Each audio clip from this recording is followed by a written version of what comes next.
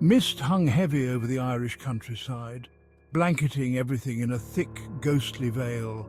It clung to the rolling hills, wrapping them in a shroud of mystery. It shrouded the ancient stones, making them look like silent sentinels from another time. Caitlin walked towards her family's cottage, her footsteps muffled by the damp earth beneath her. The cottage stood alone, a solitary figure in the mist. It was nestled in a small valley, hidden away from the world. The path was overgrown, nature reclaiming it. The stones were slick with moss, making each step treacherous.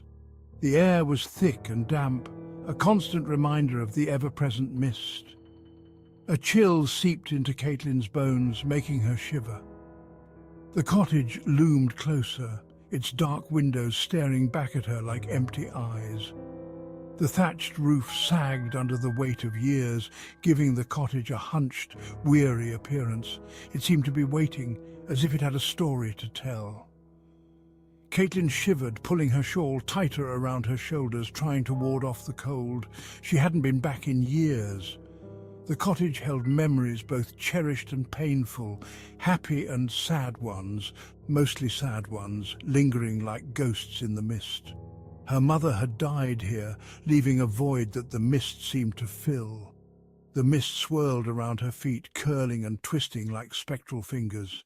It felt like icy fingers grasping at her ankles, urging her to turn back. She quickened her pace, her heart pounding. She wanted to be inside, away from the oppressive mist. She wanted to be out of the mist. She needed to feel safe, to find some semblance of warmth, but she knew deep down that the cottage offered no sanctuary.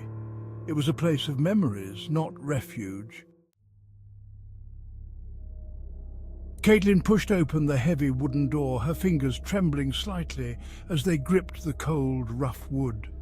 It creaked loudly, the sound piercing the silence. The echo reverberated through the empty rooms, amplifying the eerie atmosphere. The air inside was stale and cold, carrying a chill that seemed to seep into her bones. It smelled of dust and decay, a scent that spoke of long-forgotten memories. The cottage felt abandoned, a relic of a time gone by, forgotten by the world. She stepped inside, her heart pounding like a drum in her chest, each beat echoing in her ears. Shadows danced in the corners, flickering and shifting as if they had a life of their own. The only light came from the open doorway behind her, casting a faint glow that barely penetrated the darkness. It cast long, distorted shapes on the floor, which seemed to shift and move with a sinister intent. Caitlin's breath caught in her throat, a gasp escaping her lips as fear gripped her. She remembered her mother's stories, tales whispered in the dark of night. Stories of the Banshee, a creature of the night that haunted the shadows, a harbinger of death, its wail a chilling omen that sent shivers down the spine, a warning of impending doom, like dark clouds gathering before a storm. Caitlin shook her head, trying to dispel the fear that clung to her. She tried to dismiss the memories, to convince herself they were just figments of her imagination. They were just stories, old wives' tales meant to scare children and keep them in line, meant to scare children. But the cottage felt different, as if it held secrets of its own. It felt charged with a strange energy, an unsettling presence that made her skin crawl and her heart race. A low moan echoed through the valley. It started softly, then it grew in intensity. It was a mournful sound, full of sorrow and despair. Caitlin froze. Her blood ran cold. The sound came from outside. It seemed to be carried on the wind. It swirled around the cottage.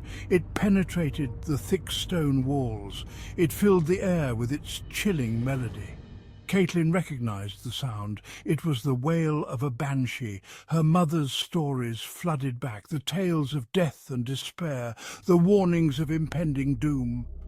She stumbled back. She pressed herself against the wall. She tried to cover her ears, but the sound was too loud, too pervasive. It seemed to vibrate through her very being. Caitlin peered through the dusty window pane. The mist was thicker now. It swirled and danced. It seemed to have a life of its own. She could barely see the outline of the hills. Then a figure emerged from the mist. It was tall and slender. Its form was indistinct. It seemed to float rather than walk. It was draped in white like a shroud. The figure moved closer. Its wail intensified. It was a high-pitched keen, full of anguish and despair. Caitlin's heart pounded in her chest. She felt a knot of dread in her stomach. She knew what she was seeing. It was the Banshee, the harbinger of death, and it was coming for someone in the cottage. Fear gripped Caitlin. It was a cold, paralyzing fear. I wanted to scream, to run, to hide, but I couldn't move. I was rooted to the spot. The Banshee's wail echoed in her ears. It was a deafening sound. It seemed to be tearing at her sanity. She felt a wave of dizziness wash over her. She looked around the cottage. She was alone, completely alone. There was nowhere to hide, nowhere to escape. She was trapped with the Banshee.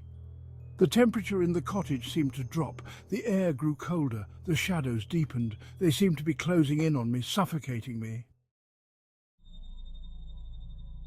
The Banshee continued its slow, deliberate approach, moving with an eerie grace that sent shivers down the spine. It glided through the mist, its white form shimmering in the dim light, almost as if it were a part of the mist itself. It seemed to be drawn to the cottage, drawn to Caitlin, as if some unseen force was guiding it towards her. The wail grew louder, piercing through the night with a sound that was both mournful and terrifying. It was a mournful cry, a sound that seemed to carry the weight of centuries of sorrow and loss. A warning to the living, a chilling reminder that death was always near, lurking in the shadows. I felt a sense of impending doom, a heavy weight pressing down on my chest, making it hard to breathe. I knew what the Banshee wanted. I closed my eyes, hoping to shut out the terror that was closing in around me. I tried to block out the sound, pressing my hands over my ears, but the wail seemed to penetrate my very soul. The Banshee raised its hand. Its long, skeletal fingers pointed directly at Caitlin. The wail intensified. It became a piercing shriek, a sound that tore through the silence. I understood. The Banshee's cry was for me. It was a death omen, a warning that my time was near. Prophecy of death.